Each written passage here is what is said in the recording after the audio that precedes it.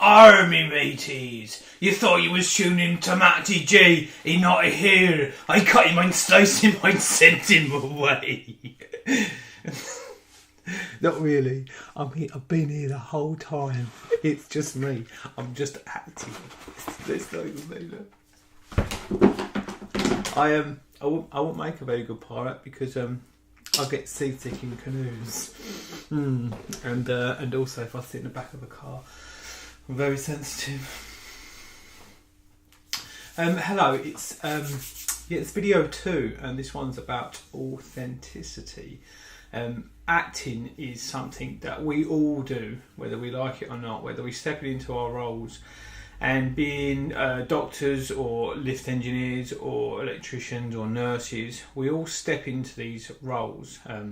The England football team are doing at the moment the World Cup, stepping up to be professional football players representing their country. And that reminds me, football, of a point when I wasn't authentic, and I was working up in Scotland in Edinburgh, and football's always been a thing that I like watching a game, but I just have got no interest. And I've got 9 core mates who all they're big football fans, and the joke is that Matt doesn't do football. So we was in Scotland in Edinburgh, and everyone on these sites, they come up and they ask what football teams you support. It's the same thing. You can write the conversation when you go and you're in the canteen or you go on site, and basically that's what comes up within the first 3 or 4 sentences. And I was getting fed up with it. So in the hotel we were watching a game, and I remember just picking this club and thinking, right, that's gonna be my team, and that's it, and I'm just gonna stick with that, and it'll get me through that awkward conversation, and I'll fit in.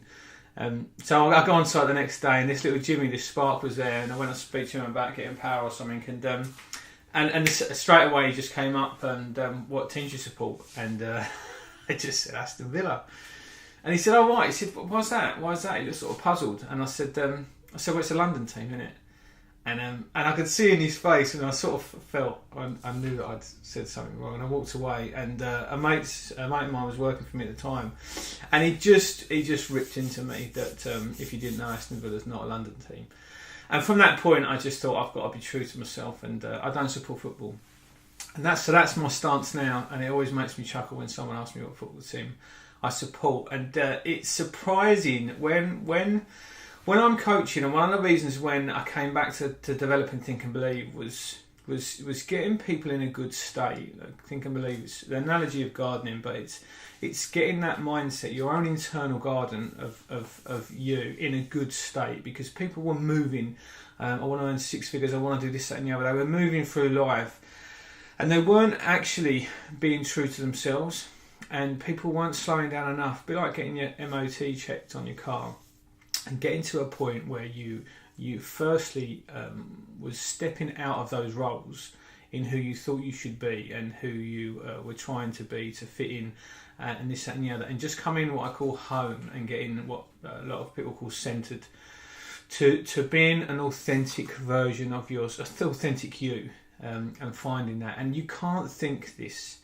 You have to come from here, this calculator, down to here, not the heart but the soul, and you have to feel this. When we talk in terms in purpose in the gardening club, we use the sun. I mean, the plants don't see the sun; they feel and move to the sun to get their full potential. And I also use the compass, because that's got a true north, that's got a true natural energy. But you can mess it up. You can take a magnet, a big fat magnet, and pay someone to do something that's not true to themselves, and they'll do it. And you can also take the negative of a magnet, and you can fool someone out of fear of not fitting in, or fear of being a failure, and you can do stuff that you wouldn't normally do because you don't want to fail, or you're fearful. And the two things can affect that compass massively. And put it into a position where it's not being true to itself. And it's not until you take that away that you can feel that true sense. Another nice term is talking about the flute and listening to the flute in your life. And if you've got this big brass band going on in your day-to-day life, and all the noise is going on, you can't really hear it. You have to silence, and you have to calm and get down to a point where you can hear this little flute that's always playing, but you can't hear it until you remove the noise and get down to a point where you can feel it. So acting is one thing that we all do. If you think of a top you've bought, a situation you've been in, a conversation you've had, a job you've had, something you've bought and something you've done, and you look back and you just think, what was I thinking? What was I thinking? Who was I being when I did that? And until you can start unpeeling these layers, and it's surprising how many people I've coached have come up with the same analogy, that they feel like they've taken a mask off, but the relief you can see in that weight that they've been carrying, and that role. I've done a quote: don't jump higher, grow taller. And the jumping part that a lot of us are doing, it's exhausting. And you can see it, I think, in people, that tiredness of acting out at some point is exhausting. And at some point you're going to burn out. And a lot of people never come out of those roles.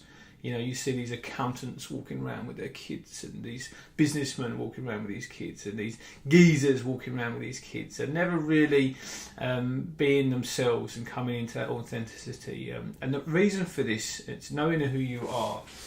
So in the garden, we can grow all sorts of stuff, but really we need to have an idea of the object, and it's the same with us. I brought my wife into my business to manage and do a lot of the business side of stuff, because she fits in that role better. I understood myself enough to know what I should and shouldn't be doing.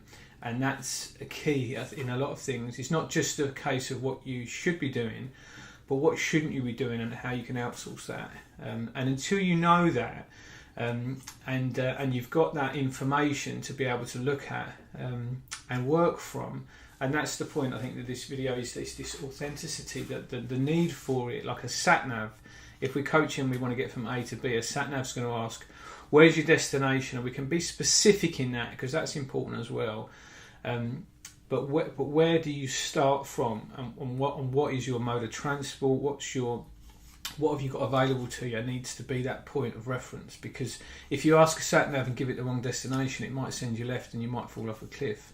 If you ask for a fastest route and it's asking you to fly and you've got no wings on no plane, you're going to struggle and you're going to feel it. And it's the same with people when they want to coach or want to move. That knowing that point of reference and themselves gives us a better opportunity to grow authentically and from that place, and it's easier to do that. So yeah, that's basically the video. I hope it didn't scare you with the Pirate Man, and I hope you can take some stuff from that. Have a good week, and I'll speak to you next weekend. Bye.